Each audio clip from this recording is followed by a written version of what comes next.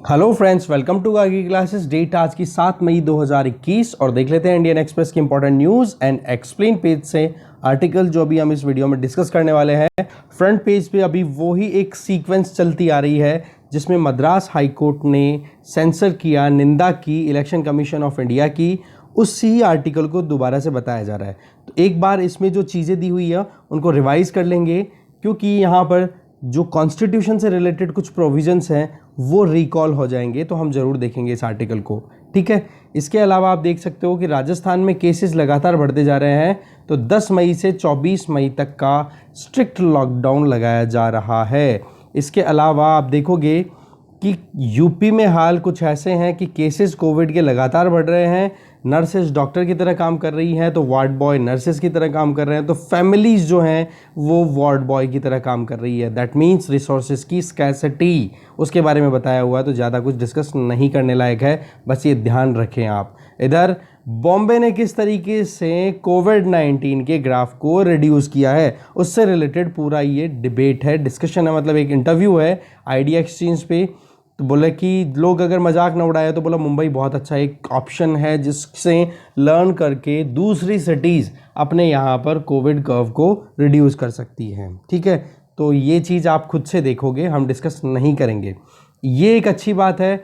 USA ने intellectual property rights में छूट देने के लिए अपनी तरफ से हामी एक बार बढ़ दी है, और दूसरी तरफ यूरोपियन यूनियन ने भी कहा है कि हम भी डिस्कशन के लिए तैयार हैं। इस मुद्दे को पूरा अच्छे से समझेंगे। इसी का एक पार्ट एक्सप्लेन पेज पे भी है, तो पहले इस आर्टिकल को डिस्कस कर लेंगे, फिर एक्सप्लेन पेज को देख लेंगे, तो ऐसे में पूरा कवर हो जाएगा हमारा ये मुद्दा। ठीक है।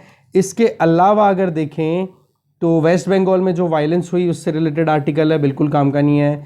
लखनऊ में हॉस्पिटल में के अगेंस्ट में एफआईआर, वो सारी चीज़ें देखो, बहुत सारी प्रॉब्लम चल रही हैं उसको लेकर के, तो ये भी डिस्कस नहीं करेंगे। और ये कोविड-19 के चलते अजीत सिंह जो कि बहुत इंपॉर्टेंट पॉलिटिशियन रहे हो, उनकी डेथ हो गई, उनका डिमाइस हो गया, तो उससे रिलेटेड न्यूज़ है, हम डिस्कस नहीं करेंगे। तो ऐसे में फ्रंट पेज पे एक दो न्यूज़ हमारे लिए इंपॉर्टेंट है, आगे देखें। इस पेज पे अगर देखिए तो यूके का जो डबल म्यूटेंट है, उस कोविड का जो वेरिएंट है वो कहीं ना कहीं कर्नाटका में ज़्यादा केसेस की एक वजह बन के आ रहा है, जिसमें आप देख रहे हो B.1.617, ये तो इंडियन वेरिएंट है ही, यूके का वेरिएंट है B.1.1.7। तो इसकी वजह से बहुत सारे केसेस आ रहे हैं, ये बताया जा रहा है, जो कि ज़्यादा कुछ काम का है नहीं। सिमिलरली नए कोविड के स्ट्रेन जो हैं उनका ये हाल है कि आंध्र प्रदेश सरकार ने ये कहा है कि जो यूथ है, युवा पीढ़ी है, उनमें इन्फेक्शन बहुत जल्दी हो रहा है, स्प्रेडिंग बहुत जल्दी हो रही है कोविड की, ये बताया जा रहा है। इसके अलावा इधर देख सकते हो कि 2 सीनियर गवर्नमेंट डॉक्टर्स ने इंदौर में अपना रिज़ाइन दे दिया, ये कह के कि ब्यूरोक्रेट्स जो है, टॉप ब्यूरोक्रेट्स जो हैं, वो कहीं ना कहीं उनको परेशान कर रहे हैं। तो ब्यूरोक्रेट्स का एक बिहेवियर, एक एटीट्यूड जो कि कॉलोनियल पीरियड से कहीं ना कहीं कनेक्ट होता है, तो आप इसको एथिक्स के पेपर से कनेक्ट कर पाओगे कि अब ब्यूरोक्रेट्स को किस तरीके से काम करना चाहिए। तो ऐसे में जो अपर जो इंडिविजुअल अपर अथॉरिटी, जिसमें मान लो पॉलिटिकल जो लीडर्स आ जाते हैं वो हैं, बीच में ब्यूरोक्रेट्स हैं, और फिर उसके नीचे दूसरी जो सिस्टम को कंडक्ट करने वाले जो स्पेशलिस्ट होते हैं, तो ब्यूरोक्रेट्स, जर्नलिस्ट और स्पेशलिस्ट इनके अंडर में काम करते हैं। तो जर्नलिस्ट स्पेशलिस्ट का एक तो कॉन्फ्लिक्ट आप यहाँ से देख सकते हो कि हाँ, ब्यूरोक्रेट्स ने कुछ ना कुछ दबाव बनाया, तो ऐसे में चलते जो स्पेशलिस्ट डॉक्टर्स थे उन्होंने रिजाइन कर दिया। दूसरा मुद्दा क्या आ जाता है कि ब्यूरोक्रेट्स के ऊपर कितना दबाव बना होगा जिसके चलते इन्होंने इन पर दबाव बनाया, तो ये लोग परेशान हो गए। तो ऐसे में ब्यूरोक्रेट्स कहाँ जाए, एक ये एंगल भी देख सकते हो।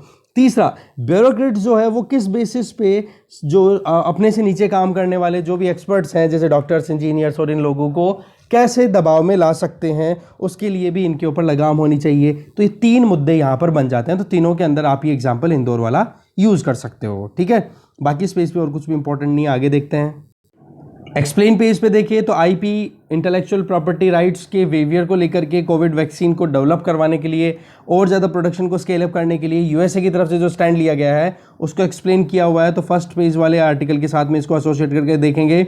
दूसरी न्यूज़ है that is reading Facebook board decision, कि फेसबुक ने जो डोनाल्ड ट्रंप का अकाउंट जो बैन किया था जब यूएसए की कैपिटल हिल के ऊपर 6 जनवरी को वहाँ के लोगों ने अटैक कर दिया था एक तरीके से, वहाँ पर जो डोनाल्ड ट्रंप के फॉलोअर थे उन्होंने। तो ऐसे में डोनाल्ड ट्रंप ने फेसबुक के ऊपर कुछ चीज़ें शेयर की थी, तो ऐसे में फेसबुक ने डोनाल्ड ट्रंप का अकाउंट बिल्कुल ही परमानेंटली बैन कर दिया इंडेफिनिट टाइम के लिए। तो उसको लेकर के ये आर्टिकल है, इसमें जो कुछ चीज़ें देखेंगे, मीडिया का रोल क्या हो सकता है इंटरनल सिक्योरिटी में, जीएस पेपर 3 से आप कनेक्ट कर पाओगे इसको। सिमिलरली आरबीआई ने अभी बॉन्ड यील्ड को मॉडरेट करने के लिए जो कदम उठाए हैं, या फिर आरबीआई के कदम के चलते हैं, आरबीआई ने जो कदम उठाए उनके चलते बॉन्ड यील्डिंग रिड्यूस होने का, क्या इसका फ़ायदा है, आरबीआई क्यों चाह रहा है ऐसा, और इसका इन्वेस्टर्स के लिए क्या मतलब है, देखेंगे इस आर्टिकल को भी। तो ऐसे एक्सप्लेन पेज पे तीनों चीज़ें इंपॉर्टेंट हो गई, आगे देखते हैं। इसके अलावा यूएसए ने जैसे कोरोना वायरस के लिए आउटलुक अपना चेंज किया, तो एक आशा की किरण दिखाई दी है, जो हम ऑलरेडी इंटेलेक्चुअल प्रॉपर्टी राइट वाले मुद्दे में डिटेल में देखेंगे। मालदीव के फॉर्मर प्रेसिडेंट नसीद, ठीक है, मोहम्मद नसीद, वो बॉम्ब ब्लास्ट में इंजर्ड हो गए, इसके बारे में बताया हुआ, ज़्यादा कुछ काम करनी है। मालदीव का थोड़ा मैप आप देख सकते हो, मालदीव की कैपिटल माले, ये साउथ एशियन सब कॉन्टिनेंट में कंसिडर किया जाता है, सार्का मेंबर भी है ये। इसके अलावा G7 फॉरेन मिनिस्टर्स की जो मीटिंग हुई है, उन्होंने चाइना को बिल्कुल आड़े हाथ लिया है और ताइवान को सपोर्ट किया है। तो ऐसे में चाइना बिल्कुल आग बबूला हो गया। चाइना ने ये कहा है कि भाई आप अपने काम में काम दो, देखो जो ग्लोबल इकोनॉमी में डिस्रप्शन आ गया आप उसको बढ़ाओ, उसमें और ज़्यादा डिस्रप्शन के कारण मत बनाओ, ठीक है। कोविड-19 बहुत बड़ी महामारी है, उसको संभालो, आप हमारे इंटरनल अफेयर में टांग मत अड़ाओ। वैसे तो ये बात आ रही है, ठीक है। तो आप देख सकते हो वेस्टर्न जो डेमोक्रेटिक कंट्रीज हैं उनके और दूसरी तरफ आप देखोगे चाइना के बीच में कहीं ना कहीं खींचतान चल रही है। ये आइडियोलॉजिकल कॉन्फ्लिक्ट भी है, तो कहीं ना कहीं डोमिनेंस को लेकर भी कॉन्फ्लिक्ट है, जिसमें चाइना अपनी असर्शन लगातार लगाया जा रहा है, अपनी डोमिनेंस को इंक्रीज करना चाह रहा है, तो दूसरी तरफ जो डेमोक्रेटिक कंट्रीज हैं वो कहीं ना कहीं इससे डरी हुई है या फिर इसको इग्नोर करना चाहती हैं। दूसरा, ब्रेग्जिट हो गया, उसके बावजूद आप देखोगे कि जैसे ही ब्रेग्जिट हुआ तो जर्सी एक आइलैंड है, वहां पर उसके ऑफ कोस्ट में जो फिशिंग की एक्टिविटीज होती हैं मछली पकड़ने की, उसको लेकर के यूके और फ्रांस के बीच में खींचतान हो गई। ऐसे में यूके ने जो है वो अपने नेवल शिप्स भेज दिए वहां पर कि भाई जाओ और फ्रांस को कंटेन करो। तो कहीं ना कहीं ये चिंता की बात है, ये हमेशा से क्या रहा है, यहाँ पे जर्सी आइलैंड पे अटलांटिक ओशियन का पार्ट है, अटलांटिक ओशियन में है ये, राइट। तो ऐसे में वहां पर यूके का पहले से ही ब्लेम रहता था कि बोले यूरोपियन यूनियन के जो दूसरे देश हैं वो सारे के सारे मिलकर के बहुत ओवर फिशिंग करते हैं, बोले हमारे यहाँ पर जर्सी आइलैंड के पास में, तो इससे यूके को बहुत ज़्यादा परेशानी रहती है। तो ये कहीं ना कहीं मुद्दा 1950 से 1970 के टाइम का भी है, जो अभी तक कंटिन्यू चलता आ रहा है, ठीक है। इधर ये वाला आर्टिकल आप देख सकते हो जिसमें बताया हुआ है कि स्पेस में रॉकेट्स की जो डेब्रिस बच जाती है, जो भी कचरा बच जाता है, बोलो वो इतना ज़्यादा हो गया है कि चाइना इतने रॉकेट्स लॉन्च कर चुका है कि चाइनीज रॉकेट्स के डेब्रिस ज़्यादा है। ऐसे में बताया जा रहा है कि लगभग एक जो रॉकेट का एक पार्ट है बड़ा, वो लगभग 22 टन का है। तो ऐसे में क्या होता है कि अर्थ के एटमॉस्फेयर में जब भी कोई, जैसे मान लो कोई भी डेब्रिस है या फिर भी कोई भी मिटीओर है, वो एंटर होते हैं तो क्या हो जाता है, फ्रिक्शन के चलते वो बर्न हो जाते हैं।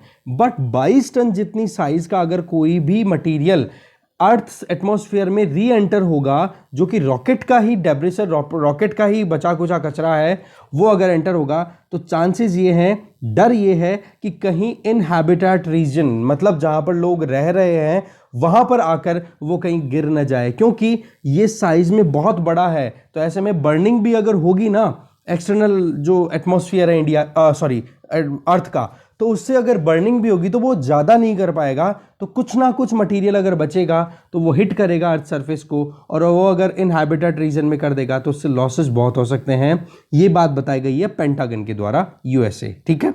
तो ये चीज़ बताई जा रही है और चाइना इस पर साइलेंट है, कुछ नहीं बोल रहा है, ठीक है। तो ये एक वाकई में बहुत बड़ी चिंता की बात है कि कितना कचरा बढ़ गया है, और अभी भी सैटेलाइट पे सैटेलाइट लॉन्च किए जा रहे हैं जिसकी कोई काउंटिंग ही नहीं है। आगे देखते हैं, इकोनॉमी पेज पे फर्स्ट आर्टिकल देखो, ये है यहाँ पे कि 5G ट्रायल्स क्या है और क्यों इंडियन टेलीकॉम कंपनीज के लिए इंपॉर्टेंट है। वैसे तो हम इसको ऑलरेडी डिस्कस कर चुके हैं, थोड़ा सा और एक बार रिवीजन पॉइंट ऑफ व्यू से देख लेंगे। इधर आप देख सकते हो कि अभी जो सोशल स्टॉक एक्सचेंज की बात की जा रही थी, उस सोशल स्टॉक एक्सचेंज के बारे में रिव्यू करने के लिए एक टेक्निकल ग्रुप स्टैब्लिश किया गया था securities and exchange board of India, SEBI के द्वारा, और उस टेक्निकल ग्रुप ने सीधी सी रिकमेंडेशन दी है कि जो भी ग्रुप्स, जो भी इंस्टीट्यूशंस पॉलिटिकल, रिलीजियस या ट्रेड बॉडी होगी, इन एक्टिविटीज़ में अगर इन्वॉल्व रहेगी ना, तो उनको सोशल स्टॉक एक्सचेंज में इन्वॉल्व नहीं रखा जाएगा। डिटेल देखेंगे पूरा, बहुत अच्छा ही न्यूज़ है, बहुत अच्छी टॉपिक का, हो सकता है इसमें से प्रीलिम्स में कुछ क्वेश्चन आ जाए, ठीक है। इसके अलावा आप देखोगे जैसे ही जो बाइडेन एडमिनिस्ट्रेशन ने ये कहा कि हम इंटेलेक्चुअल प्रॉपर्टी राइट्स में छूट देने के लिए तैयार हैं, तो उससे क्या हो गया कि जो ग्लोबल फार्मा कंपनीज है जिन्होंने वैक्सीन डेवलप किए थे कोविड के, जैसे जॉनसन एंड जॉनसन हो गया, नोवावैक्स हो गया, एस्ट्राजेनेका वाला जो पार्ट हो गया, तो इनके क्या है, शेयर्स डाउन हो गए। तो इतना कुछ हमारे लिए ज़्यादा मुझे लगता नहीं जानने की ज़रूरत है, क्योंकि शेयर तो सीधी सी बात है, इन कंपनीज़ ने रिसर्च एंड डेवलपमेंट में इतना पैसा इन्वेस्ट किया है, और जो लोग इन कंपनीज़ में इन्वेस्ट करते हैं वो ये देख के ही तो करते हैं ना कि कंपनी बहुत ज़्यादा रेपुटेटेड है। अब अगर इंटेलेक्चुअल प्रॉपर्टी राइट्स को ही डिक्लाइन या फिर थोड़ा सा लूज़ कर दिया जाएगा, तो ऐसे में इन कंपनीज़ की रेलेवेंस थोड़ी सी डाउन हो जाती है। तो ऐसे में क्या हो गया, इन्वेस्टमेंट थोड़ा डाउन हो गया और इनकी मार्केट शेयर वैल्यूज़ डाउन हो गई। तो ये है पूरा लिंक, आपको समझ में आ गया होगा। इसके अलावा पेट्रोल डीजल की रेट है वो बढ़ती चली जा रही है, और जो एविएशन पर्सनल्स हैं, जो भी प्लेन्स में जो लोग जाते हैं, या फिर आप देखते हो जो भी पायलट हैं या फिर एयर होस्टेसेस जो होती हैं, उनको वैक्सीनेशन जल्दी से जल्दी दिया जाए, ये चीज़ बताई जा रही है। इसके अलावा एक इम्पॉर्टेंट चीज़ है यहाँ पर छोटी सी, वो ये कि माइक्रोसॉफ्ट ने ये कहा है कि जो यूरोपियन यूनियन के जितने भी यूज़र्स हैं उनका सारा डेटा हम यूरोपियन यूनियन के ही रीजन में, उन्हीं के एरिया में सुपर कंप्यूटर या फिर जो भी स्टोरेज है डेटा का, वहीं पे करेंगे। इसको बोल देंगे डेटा लोकलाइजेशन। तो ये माइक्रोसॉफ्ट ने ये कदम उठाए हैं। तो ये आप ध्यान रखोगे कि डेटा लोकलाइजेशन की डिमांड देखो इंडिया भी लगातार कर रहा है कि भाई हमारा डेटा, हमारे यहाँ से पैसा कमा रहे हो, हमारे यहाँ के यूजर्स, क्यों आप इन सब का डेटा यूएसए के सुपर कंप्यूटर्स में ले जाके स्टोर कर रहे हो जी बिल्कुल अलाउड नहीं है। इसी की डिमांड इंडिया लगातार कर भी रहा है कि भाई हमारे यहाँ पर हमारा जो डेटा है वो यहीं पे स्टोर होना चाहिए, यूएसए में नहीं जाना चाहिए। इसको बोलते हैं डेटा लोकलाइजेशन। तो इसका एक अप्रूवल आप देख सकते हो, माइक्रोसॉफ्ट ने अपनी तरफ से इस चीज़ की शपथ ले ली है, प्लेज ले ली है कि हाँ, यूरोपियन यूनियन के जो यूजर्स हैं उनका डेटा हम यूरोपियन यूनियन में ही स्टोर करेंगे, यूरोपियन यूनियन के डिफरेंट कंट्रीज़ में, उस कंट्री में ही स्टोर करेंगे। तो ये चीज़ कहीं ना कहीं एक रे ऑफ होप है कि हाँ, वाकई में इंडिया भी डेटा लोकलाइजेशन के लिए और ज़्यादा स्ट्रॉन्गर मैनर में अपने आप को असर्ट कर पाएगा। ठीक है, इधर आप देख सकते हो security and exchange commission of USA, वहाँ पर वो नॉर्म्स को रिव्यू कर रहे हैं, कितना क्या इन्वेस्टमेंट की रेट होनी चाहिए, क्या है वो चीज़ हमारे इतनी काम की है नहीं। बस इतना सा ये ध्यान रखेंगे कि यूएसए में अगर कोई हलचल होती है ना, तो उसका असर developing countries like India in पर देखने को मिलता है। ठीक है, जीडीपी फोरकास्ट की अगर बात करें तो ये देखो फिच ने बताया है कि भाई फाइनेंशियल ईयर 2022 में इंडिया की रियल जीडीपी जो है वो 9.5% रहने वाली है, जबकि क्रेडिट स्विस उन्होंने ये कहा है कि 8.5 से 9% तक रहेगी इंडियन जीडीपी ग्रोथ। तो ये देखो अलग अलग जो ग्रुप्स हैं उनके द्वारा दिया हुआ है, मुझे नहीं लगता इतना इंपॉर्टेंट है ये डेटा, तो लिखना चाहो तो लिख लो, बाकी इसमें से कुछ क्वेश्चन नहीं बनेगा आपका। इसके अलावा स्टेट्स को ग्रांट्स देने की बात की है, ग्रांट्स टू स्टेट्स। तो फाइनेंस मिनिस्ट्री ने सेकंड जो मंथली इंस्टॉलमेंट है वो रिलीज कर दी है 9,871 करोड़ रुपए की 17 स्टेट्स को, जो कि लगभग आप देखोगे अमाउंट की अगर बात करें, टोटल अमाउंट कितना था 19,742 करोड़, जिसमें जो कि फर्स्ट इंस्टॉलमेंट जा चुकी थी, अब सेकंड इंस्टॉलमेंट इसकी अभी दी जा रही है। ठीक है, इसमें मेन काम क्या था कि कैसे भी करके जो रेवेन्यू डेफिसिट आ रही है अभी स्टेट गवर्नमेंट्स के पास में, और देखो हेल्थ जो है ना वो कोविड-19 क्या है, हेल्थ क्राइसिस, और हेल्थ क्या है, स्टेट सब्जेक्ट, तो इनको टैकल कौन करेगा, स्टेट गवर्नमेंट। तो ऐसे में रेवेन्यू डेफिसिट आ रही है क्योंकि इकोनॉमिक एक्टिविटीज प्रॉपर नहीं है, क्योंकि रेवेन्यू कलेक्ट कम हो रही है, खर्चा ज़्यादा हो रहा है, तो रेवेन्यू डेफिसिट, तो उसको फुलफिल करने के लिए ये सेंट्रल गवर्नमेंट की तरफ से स्टेट्स को ग्रांट, जो कि आप देख सकते हो फाइनेंस कमीशन के द्वारा कहीं ना कहीं रिकमेंड की जाती है। ठीक है, तो इतना कुछ ज़्यादा हम जानेंगे नहीं, बस आपके लिए छोटी सी टास्क मैं बता देता हूं कि फाइनेंस कमीशन जो कि आर्टिकल 280 के अंडर में कॉन्स्टिट्यूट किया जाता है प्रेसिडेंट ऑफ इंडिया के द्वारा हर 5 साल के अंदर, तो आप इसके बारे में, फाइनेंस कमीशन के बारे में एम लक्ष्मीकांत खोलो और पूरी डिटेल एक बार पढ़ दो। ठीक है, अब देख लेते हैं जितने भी आर्टिकल्स हमारे पास में उनको डिटेल में। फर्स्ट न्यूज है कि सुप्रीम कोर्ट ने एक बैलेंस स्ट्राइक किया है। हाई कोर्ट का रिमार्क जो था वो बहुत ज़्यादा हार्श था कि वाकई में मर्डर चार्जेस लगाने चाहिए इलेक्शन कमीशन ऑफ इंडिया के लिए, इंडिया के ऊपर। दूसरा जो इंपॉर्टेंट बात ये आ रही है कि फ्रीडम ऑफ स्पीच और ओपन कोर्ट की, ये सिटीजन्स का जो राइट टू नो होता है ना, कि हाँ हमें जानकारी का अधिकार है, उसके अंडर में आती है। तो इसमें आप देखो, सीधा हम चलते हैं, टू द पॉइंट बात करेंगे, ज़्यादा कुछ इधर उधर की बातें ना करके। मुद्दा आपको पता ही है कि इलेक्शन कमीशन ऑफ इंडिया को स्लैम किया गया था, डांटा गया था हाई कोर्ट मद्रास के द्वारा कि भाई आप इस कोविड-19 की सिचुएशन के टाइम पे इस तरीके की रैलियां निकालने पे बैन नहीं लगा रहे हो, तो आप लोगों को मरने के लिए छोड़ रहे हो, इसलिए मर्डर के चार्जेस लगने चाहिए। तो ऐसे में फिर बाद में इलेक्शन कमीशन ऑफ इंडिया पहुंच गया कहाँ पे, सुप्रीम कोर्ट में, और सुप्रीम कोर्ट में एफिडेविट अपना दायर कर दिया और ये कहा कि भाई हमने क्या गलत कर दिया जो इस तरीके के स्टेटमेंट दे रहे हैं। एक लाइन तो ड्रॉ होनी चाहिए कि जहां पर दो कॉन्स्टिट्यूशनल बॉडी, एक तो है हाई कोर्ट, एक है इलेक्शन कमीशन ऑफ इंडिया, कि दोनों एक दूसरे की इज्जत को समझ सकें। बट सुप्रीम कोर्ट ने क्या कहा कि भाई उस टाइम पर आप सिचुएशन देखोगे तो हाई कोर्ट बहुत ज़्यादा एंग्विश था, दैट मीन्स बहुत ज़्यादा नाराज, बहुत ज़्यादा गुस्से में। वजह क्योंकि कोविड केसेस बहुत ज़्यादा बढ़ने लग गए थे, राइजिंग केसेस ऑफ कोविड-19। इसके चलते constitutional court, that means Madras high court ने इलेक्शन कमीशन ऑफ इंडिया पे ऐसे दबाव बनाए। अच्छा, दूसरी तरफ freedom of speech and expression की अगर बात करें तो उसी में कहीं ना कहीं मीडिया को राइट मिला हुआ है कि भाई वो अगर कोई भी प्रोसीडिंग्स है कोर्ट के अंडर में हो रही है तो उनको रिकॉर्ड या रिपोर्ट कर सके और पब्लिक के सामने सच्चाई को उजागर कर सके। तो आर्टिकल 19 के अंडर में मीडिया को भी राइट मिला हुआ है। तो मीडिया को भी आप ये कह के नहीं रोक सकते हो कि भाई आप क्यों, मतलब मीडिया को, मतलब बोला क्या गया था सुप्रीम कोर्ट में इलेक्शन कमीशन ऑफ इंडिया के द्वारा कि आप हाई कोर्ट को यूं बोलो कि मीडिया के ऊपर बैन लगाए या फिर गैगिंग करे कि भाई आप क्यों कवर कर रहे हो ऐसी न्यूज़ को जिसके अंदर कॉन्स्टिट्यूशनल बॉडी के ऊपर ब्लेम लगाए जा रहे हैं। बट राइट यहाँ पॉइंट क्या आ रहा है कि आर्टिकल 19 के अंडर में सीधा सीधा मीडिया को पूरा राइट दिया हुआ है, और जो सिटीजन्स हैं उनका जो ह्यूमन राइट्स की पॉइंट ऑफ व्यू से देखें तो राइट टू नो बहुत इंपॉर्टेंट राइट दिया हुआ है हमारे कॉन्स्टिट्यूशन के द्वारा, उसको इग्नोर नहीं किया जा सकता। तो ये सारी की सारी चीज़ थी जिसमें ये बात आ रही है। दूसरा आपको पता ही है कि इलेक्शन कमीशन ऑफ इंडिया में जो 3 इलेक्शन कमिश्नर बैठते हैं, जिनमें एक तो चीफ इलेक्शन कमिश्नर जो अभी हैं सुशील चंद्रा जी, ये आपके सामने है, और 2 इलेक्शन कमिश्नर जिनमें से एक है इलेक्शन कमिश्नर राजीव कुमार, और उनके अलावा एक और है।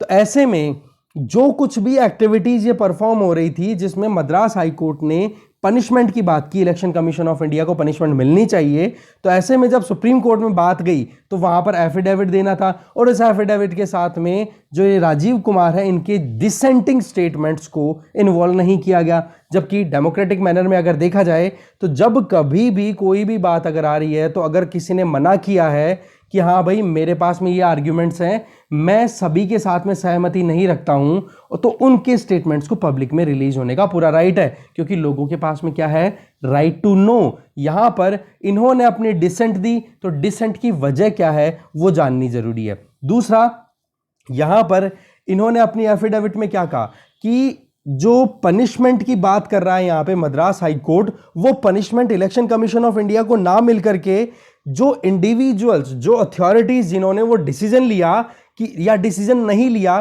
कि बैन नहीं किया जाएगा इन इलेक्शन रैलीज को, बोलो उन इंडिविजुअल को पनिश करो, ना कि इलेक्शन कमीशन ऑफ इंडिया को। क्योंकि इलेक्शन कमीशन ऑफ इंडिया में पनिशमेंट में देखोगे तो जिस इंडिविजुअल ने मना किया, ठीक है, होता क्या है, मेजोरिटी बेसिस पे काम होता है। 3 बंदे हैं, एक तो चीफ इलेक्शन कमिश्नर और 2 इलेक्शन कमिश्नर्स। तो ऐसे में किसी भी बात को अगर हामी करनी है कि हाँ जी ये होना चाहिए, तो अगर चीफ इलेक्शन कमिश्नर के साथ में एक इलेक्शन कमिश्नर हाँ कर देता है तो ऐसे में वो बात मान ली जाती है, और एक बंदा अगर एक इलेक्शन कमिश्नर अगर मना कर देता है तो उसका कोई असर नहीं पड़ता, बस हाँ उनका जो एफिडेविट है वो रिलीज कर दिया जाता है कि उन्होंने मना क्यों किया। तो ऐसे में जो एक इलेक्शन कमिश्नर जिन्होंने मना किया कि भाई आप ये जो पनिशमेंट दे रहे हो, मद्रास हाई कोर्ट को कहा कि आप ये जो पनिशमेंट दे रहे हो वो punishment election commission of India को मत दो, क्योंकि उसके अंदर तो फिर ये जो मना कर रहे थे इनको भी पनिशमेंट मिल जाएगी। इसकी बजाय जो इंडिविजुअल्स जैसे कि चीफ इलेक्शन कमिश्नर और एक और इलेक्शन कमिश्नर जिन्होंने हाँ कहा कि हाँ भाई रैलीज को कंटिन्यू करो या फिर रोकने की जरूरत नहीं है, तो उनको पनिश करो, ना कि पूरी बॉडी को। ये चीज इन्होंने यहां पे बोली। इसके अलावा पर सुप्रीम कोर्ट ने यह भी साथ में कहा कि अगर कोई भी जुडिशरी में कोई भी फंक्शनिंग हो रही है तो जो freedom of speech and expression जो कि जजेस के पास में भी अवेलेबल है, तो उनको भी रिस्ट्रेंट बरतने की ज़रूरत है कि वो कैसी लैंग्वेज यूज़ कर रहे हैं किसी भी इंडिविजुअल या किसी भी इंस्टीट्यूशन को क्रिटिसाइज कर रहे हैं। दैट मीन्स यहाँ पर मद्रास हाई कोर्ट को हल्का सा एक गाइडेंस देने की बात भी की है सुप्रीम कोर्ट में।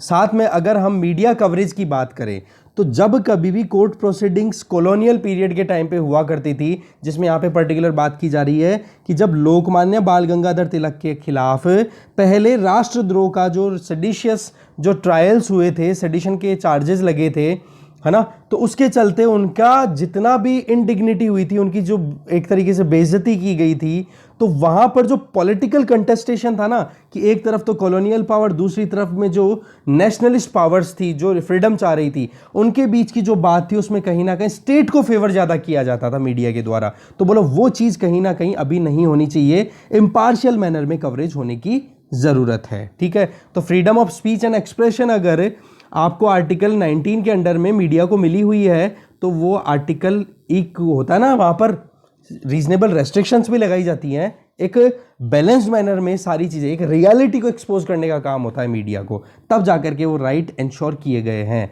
एनविसाज किए गए हैं हमारे कॉन्स्टिट्यूशन में। दूसरा आर्टिकल देखते हैं।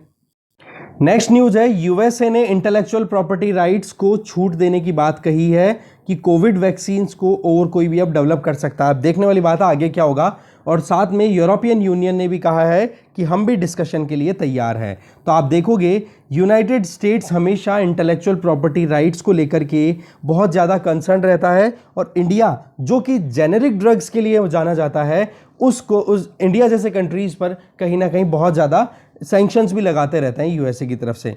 तो बेसिकली साउथ अफ्रीका और इंडिया ने पिछले साल ये प्रपोजल दिया था कि इंटेलेक्चुअल प्रॉपर्टी राइट्स को हमें वेवियर देने की ज़रूरत है, क्योंकि होता क्या है कि आज जो पेंडेमिक है ये ग्लोबली बहुत ज़्यादा मुश्किलों का कारण बन चुकी है।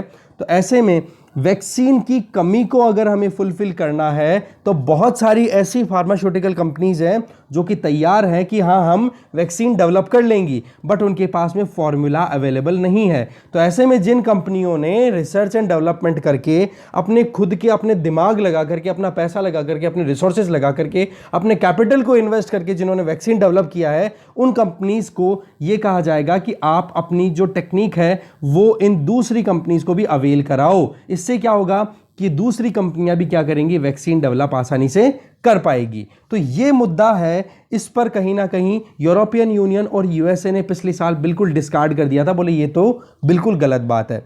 बट अब यूएसए कहीं ना कहीं थोड़ा सा कन्विंस हुआ है कि ठीक है इस बारे में हम एग्री करते हैं। बट दूसरी तरफ यूरोपियन यूनियन जो है वो ये कह रहा है कि चलो ठीक है हम भी इस पर बातचीत कर लेंगे। तो बेसिकली वर्ल्ड ट्रेड ऑर्गेनाइजेशन का जो ट्रिप्स एग्रीमेंट है, ट्रेड रिलेटेड जो इंटेलेक्चुअल प्रॉपर्टी राइट्स का जो एग्रीमेंट है, तो इसमें कहीं ना कहीं प्रोविजन है कि अगर कोई इमरजेंसी सिचुएशन आ जाती है तो वहां पर इंटेलेक्चुअल प्रॉपर्टी राइट्स को एक बार साइड में रखा जा सकता है। देखो कनाडा, साउथ कोरिया और बांग्लादेश, ये तीन ऐसे कंट्रीज है जिन्होंने अपना इंटरेस्ट बिल्कुल क्लियर किया है कि हम भी अगर पेटेंट वेवियर हो जाता है, अगर पेटेंट की माथापच्ची खत्म हो जाती है, तो हमारे यहां पर भी वैक्सीन प्रोडक्शन को हम शुरू कर देंगे।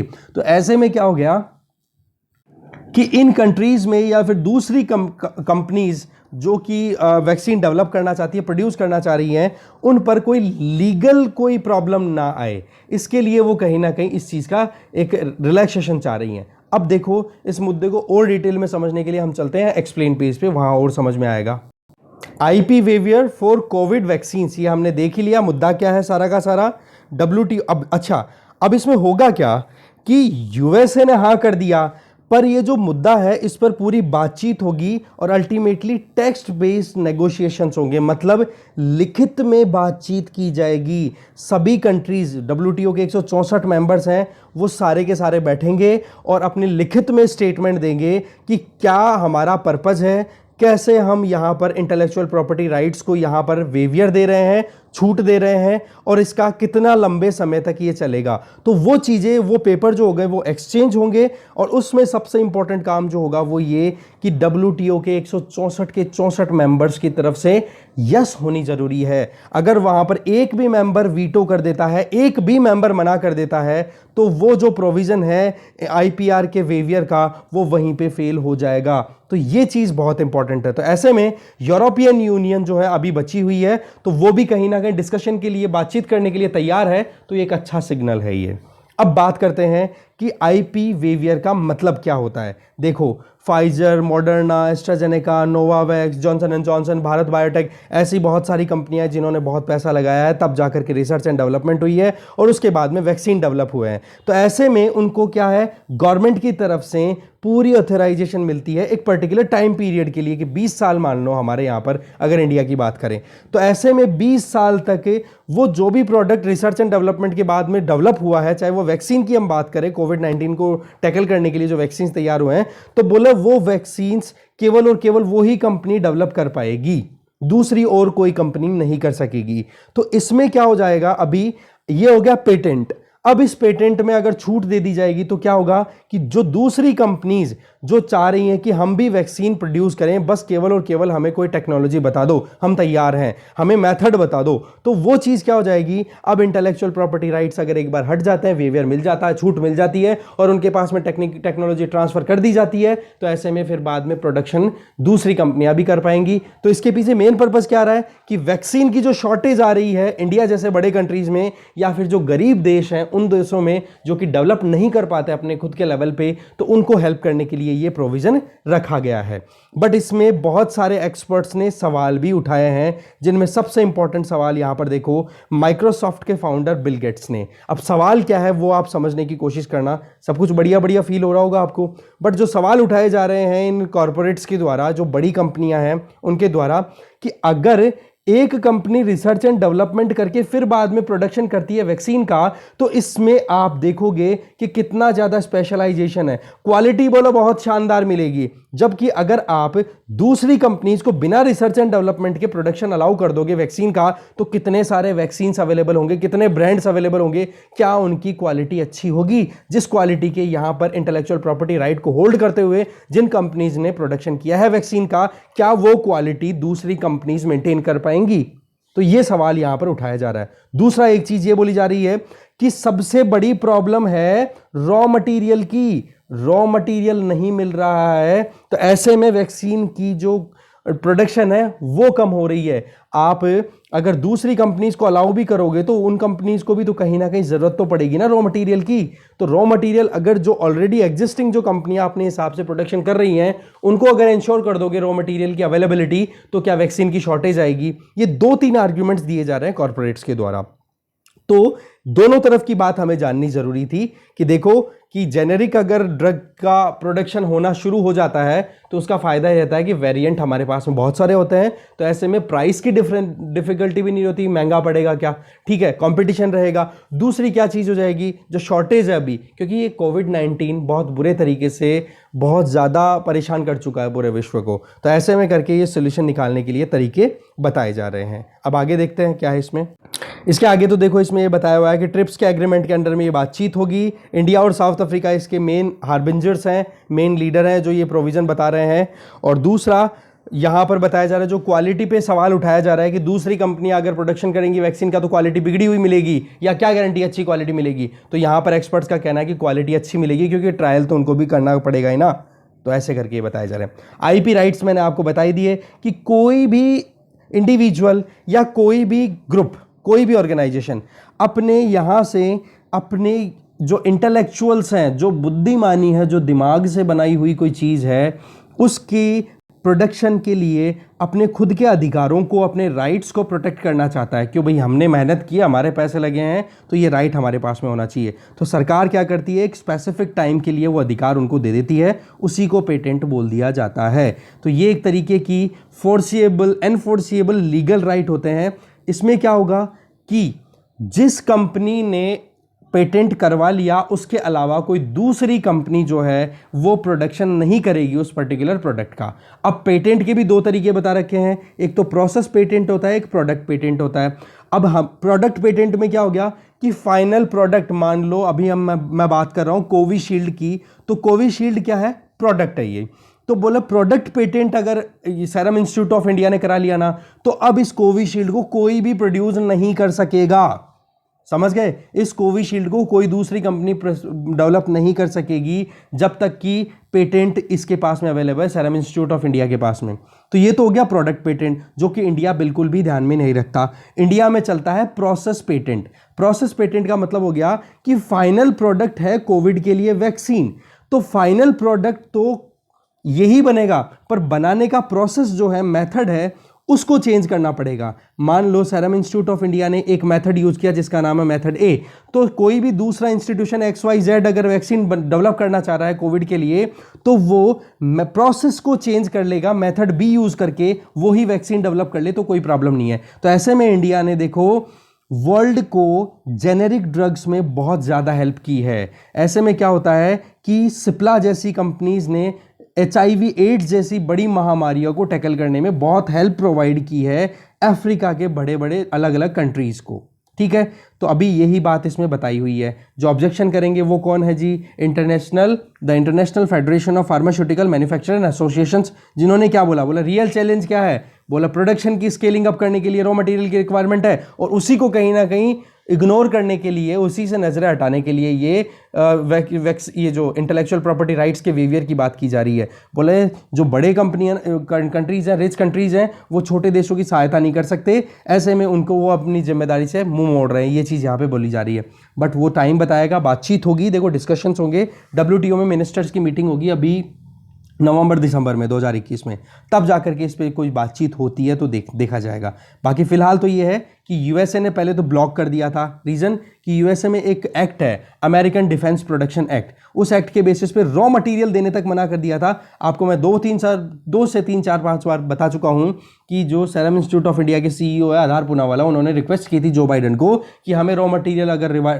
रिक्वायर्ड रॉ मटेरियल आप अवेल करा दोगे तो वैक्सीन प्रोडक्शन हम स्केल अप कर देंगे। तो उन्होंने पहले मना कर दिया था, सुबह हमने एडिटोरियल भी देखा था, फिर बाद में USA पे प्रेशर बना था, तब जाकर के USA में जो बाइडेन एडमिनिस्ट्रेशन ने अप्रूवल दे दिया कि चलो ठीक है, ऑक्सीजन प्रोडक्शन के लिए भी हम हेल्प करेंगे, जो वैक्सीन के लिए रॉ मटेरियल रिक्वायर्ड है, फिल्टर्स की रिक्वायरमेंट है, वो पूरी हम फुलफिल कर देंगे। तो ऐसे में क्या हो जाता है कि USA तो थोड़ा सा रिलैक्स होता हुआ दिखाई दे रहा है, बट दूसरी तरफ अगर हम देखें तो यूरोपियन यूनियन पे थोड़ा सा डाउट अप डिस्कशन होगा, तो देखते हैं आगे।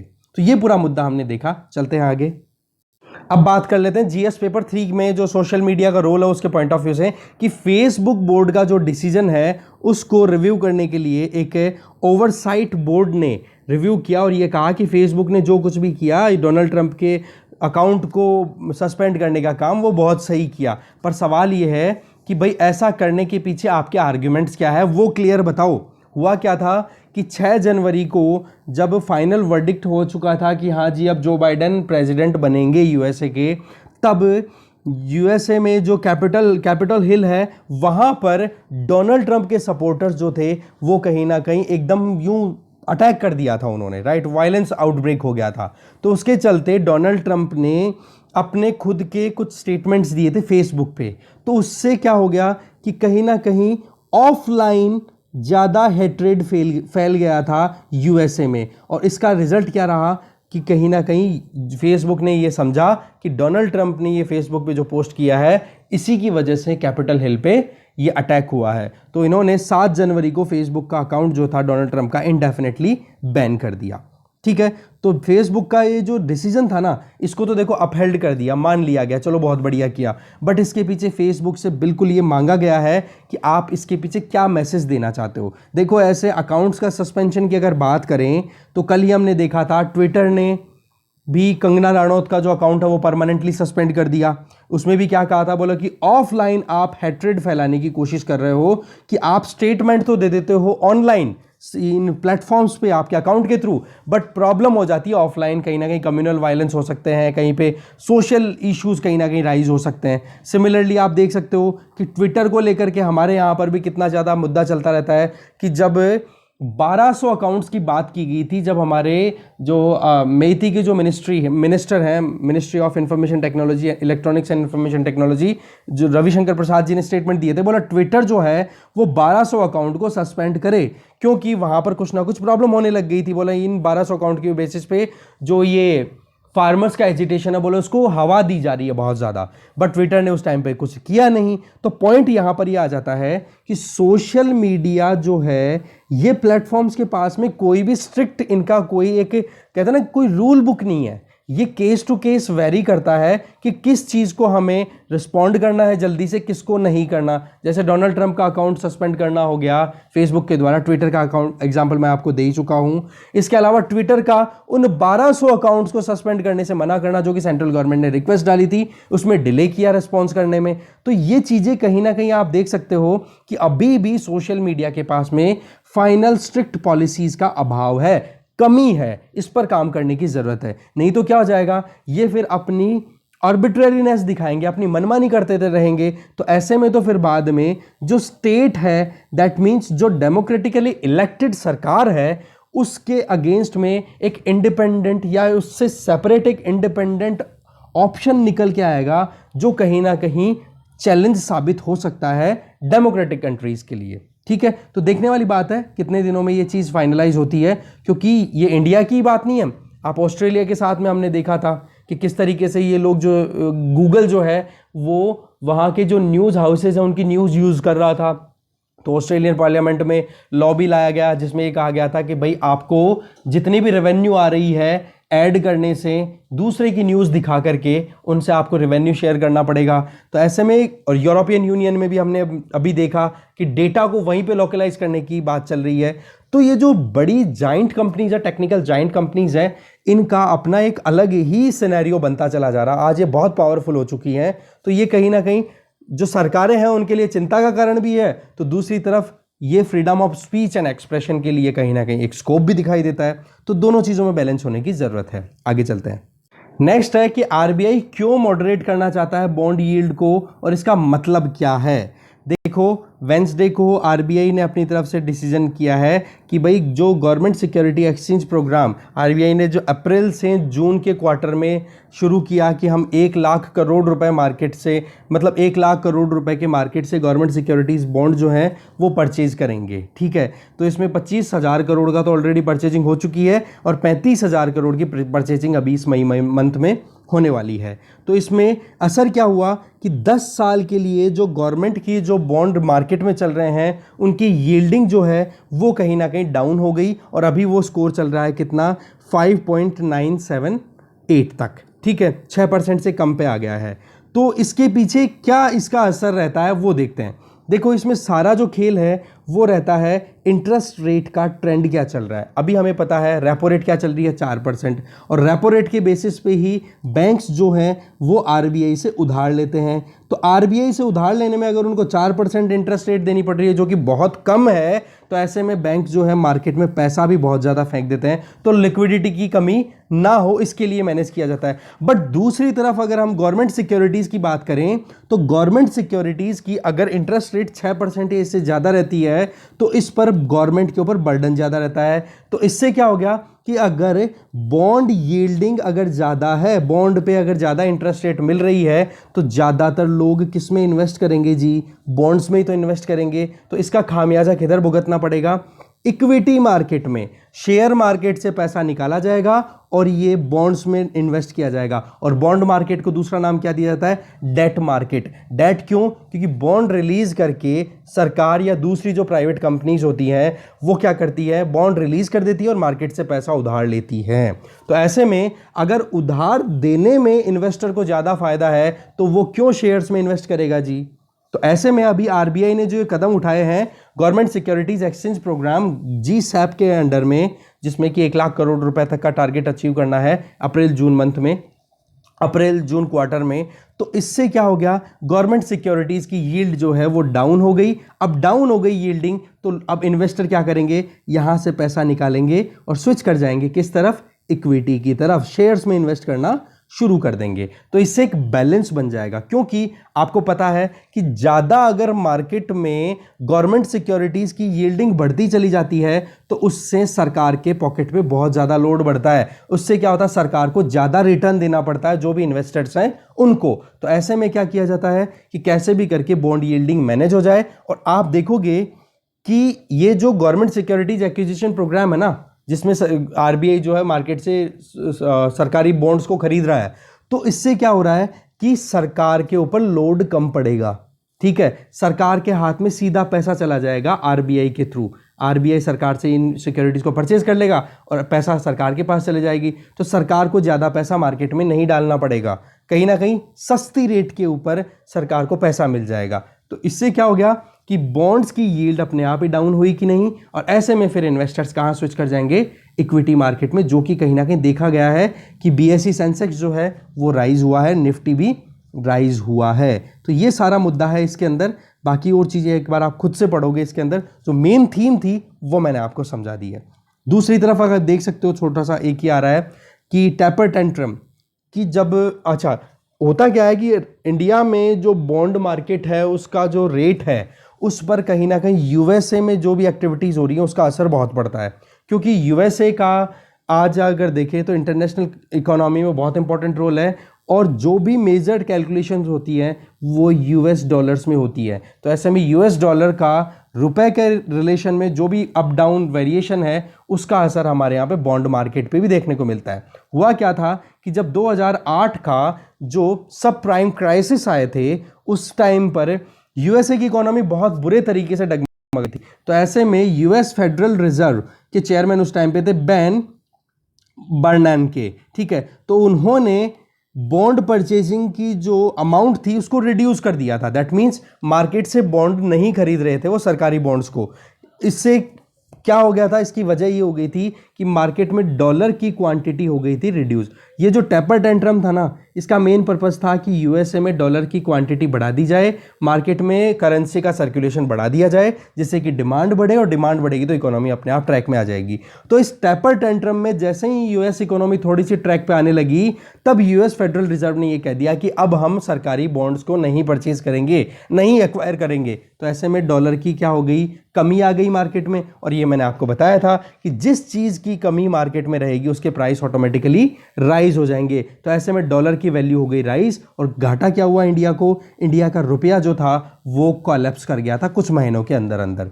आज चलो ठीक है कि आज के टाइम पे तो हमारे पास में जो फॉरेक्स है, फॉरेन एक्सचेंज रिजर्व है, वो भी हाई लेवल पे चल रहा है, तो हम इतने डरे नहीं है। पर फिर भी यूएसए में अगर कोई एक्टिविटीज़ परफॉर्म की जाती है तो उसका असर डेफिनेटली इंडिया पर भी देखा जाएगा, बॉन्ड मार्केट में भी देखा जाएगा। ठीक है, आगे चलते हैं। आज वीडियो थोड़ा सा लेंदी हो गया है, मैनेज कर लो आप। ये लास्ट आर्टिकल हमारा, पॉलिटिकल रिलीजियस ट्रेड बॉडीज जो है उनको अलाउ नहीं किया जाएगा सोशल स्टॉक एक्सचेंज के ऊपर। बेसिकली सोसाइटी में कोई भी वेलफेयर का काम किया जाए, 15 तरीके की कैटेगरीज बताई गई है जिनको सोशल स्टॉक एक्सचेंज पर परफॉर्म करने वाली जो भी ऑर्गेनाइजेशन है, चाहे वो नॉन प्रॉफिट ऑर्गेनाइजेशन हो या फॉर प्रॉफिट ऑर्गेनाइजेशन हो, वो अपने शेयर्स को लॉन्च कर सकती हैं इस सोशल स्टॉक एक्सचेंज पे। तो एलिजिबल एक्टिविटीज़ कौन सी है, जिन एक्टिविटीज़ को परफॉर्म करने वाले इंडिविजुअल या और ग्रुप्स को अलाउ किया जाएगा इस स्टॉक एक्सचेंज पे अपने शेयर लॉन्च करने में।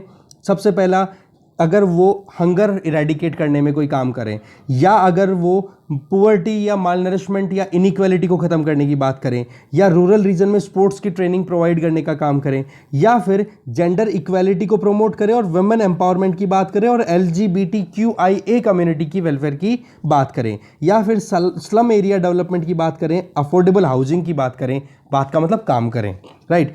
फॉरेस्ट और वाइल्ड लाइफ कंजर्वेशन के लिए काम करें, प्रोमोट करें लाइवलीहुड को रूरल रीजन में या अर्बन पुअर जो भी है उनकी ज़िंदगी अच्छे से आसान बनाए, या फिर जो प्रोमोट करें फाइनेंशियल इंक्लूजन को। तो ऐसे ये 15 कैटेगरीज बताई गई हैं, जिन कैटेगरीज में अगर कोई भी ऑर्गेनाइजेशन, कोई भी कॉर्पोरेट हाउस अगर इन्वॉल्व है तो वो सोशल स्टॉक एक्सचेंज पे अपने शेयर्स या अपने जो भी इन्वेस्टमेंट है उसको अट्रैक्ट कर सकता है, चाहे वो फॉर प्रॉफिट ऑर्गेनाइजेशन हो या फिर नॉन प्रॉफिट ऑर्गेनाइजेशन हो। तो अगर फॉर प्रॉफिट ऑर्गेनाइजेशन है तो वो मार्केट से पैसा अगर उठाना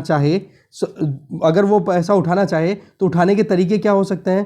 पहला, इक्विटी के थ्रू, शेयर्स के थ्रू इन्वेस्ट करा सकता है, डेट बॉन्ड रिलीज करके उधार ले सकते हैं, डेवलपमेंटल इंपैक्ट बॉन्ड कि हाँ ऐसे बॉन्ड कि हाँ हम विकास का काम करना चाहते हैं, या सोशल वेंचर फंड्स, इनके थ्रू जो भी फॉर प्रॉफिट इंटरप्राइजेज हैं वो पैसा उठा सकते हैं मार्केट से।